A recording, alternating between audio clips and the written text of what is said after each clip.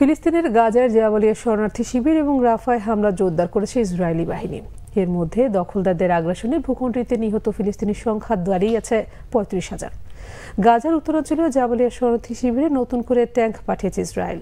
শনিবার রাতভর আকাশ ও স্থলপথে ভারী বোমা হামলার পর রবিবার সেখানে ট্যাঙ্ক পাঠায় দেশটি।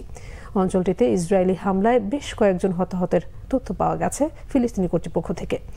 রাফা শহরে ইসরায়েল ও হামাস যোদ্ধাদের মধ্যে তীব্র লড়াই চলছে।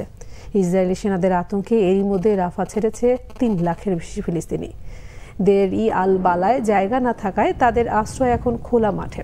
এদিকে গাজায় নিহত ফিলিস্তিনির সংখ্যা ৩৫,০০০ উল্লেখ করে আবারও জোরালোভাবে যুদ্ধবিরতির আহ্বান জানিয়েছে জাতিসংঘ। সংস্থাটির প্রধান অ্যান্তোনিও গুতেরেস এক ভিডিও বার্তায় হামাসের হাতে বন্দীদের মুক্তির পাশাপাশি অবিলম্বে মানবিক সহায়তা বাড়ানোরও তাগিদ দেন।